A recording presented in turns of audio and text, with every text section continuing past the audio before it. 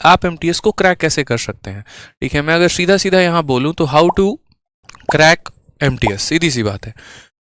अब यहाँ पर किस तरीके से पढ़ाई देना होगा, तो देखो मैं आपको सारी बातें बताता हूँ। ठीक है, सब्जेक्ट से परे हटके और सारी बातें। अगर मैं एक एस्पिरेंट होता तो अब मेरे सामने 4 चॉइस है। पहला यहाँ पर है कि मेरा मैथ्स भी है, दूसरा यहाँ पर ये है ठीक है कि मुझे रीजनिंग भी पढ़ना है, तीसरा मेरे पास ये भी है कि इंग्लिश भी पढ़ना है, और चौथा मेरे पास ये भी है कि जीएस भी पढ़ना है। जैसे बच्चे पूछते हैं कि सर आपके पास 5-5 गवर्नमेंट जॉब कैसे आ गया, तो मैं हमेशा एक बात बोलता हूँ कि जिस दिन आपका भी सिलेबस कंप्लीट हो जाएगा और बहुत अच्छे तरीके से आपको अपने सब्जेक्ट पर कमांड हो जाएंगे ना, उस दिन आपके भी यहाँ पर जो है 5-5 सरकारी नौकरियाँ लग जाएगी। कोई बहुत बड़ी बात नहीं है, लेकिन उसके लिए ईमानदारी से इन सभी सब्जेक्ट को पढ़ना होता है।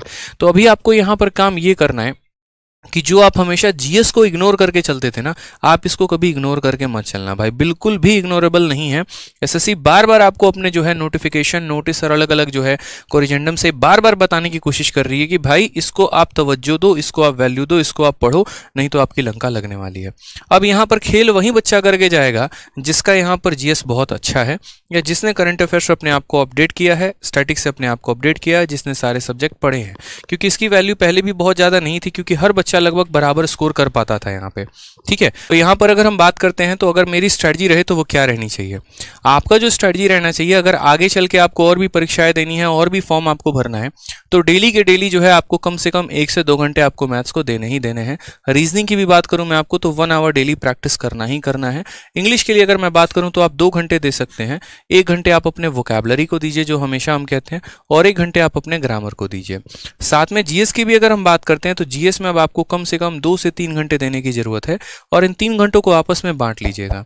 ठीक है, 1 घंटा जो है आप अपना यहाँ पर करंट अफेयर के लिए प्रैक्टिस करिएगा, 1 घंटा जो है आप यहाँ पर स्टैटिक के लिए दीजिएगा, और 1 घंटे में आप यहाँ पर किसी सब्जेक्ट के लिए, जैसे मान लीजिए कि पहले हिस्ट्री खत्म कर लिया, फिर पॉलिटी, फिर ज्योग्राफी, फिर इकोनॉमिक्स, इस तरीके से कर करके हमें डिस्ट्रीब्यूशन देना है। मेजर जो फोकस होना चाहिए वो आपका जीएस पर होना चाहिए, क्योंकि मैंने पहले भी कहा कि जब मेरिट बनेगी तो इंग्लिश में भी बहुत बड़ा रोल नहीं रहेगा, लगभग सबके वही नंबर 40 और 50 के बीच में होने वाले हैं। लेकिन जीएस में ऐसा होगा कि किसी के 8 नंबर भी होंगे तो किसी के 38 नंबर भी होंगे, और यहीं से सिलेक्शन का रास्ता खुलेगा आपका।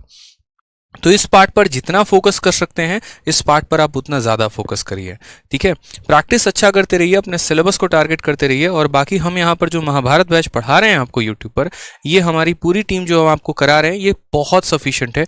इससे बाहर एमटीएस में पढ़ने के लिए कुछ और आवश्यकता नहीं है, ना ही कोई पेड कोर्स लेने की ज़रूरत है, ना ही कुछ और। हमारे वीडियोज़ को आप देखिए अच्छे तरीके से, एमटीएस के लिए आपका उतना इनफ हो जाएगा। ठीक है भाई, और बाकी बहुत बहुत शुभकामनाएं, आप लोगों को अच्छे तरीके से प्रिपरेशन करिए।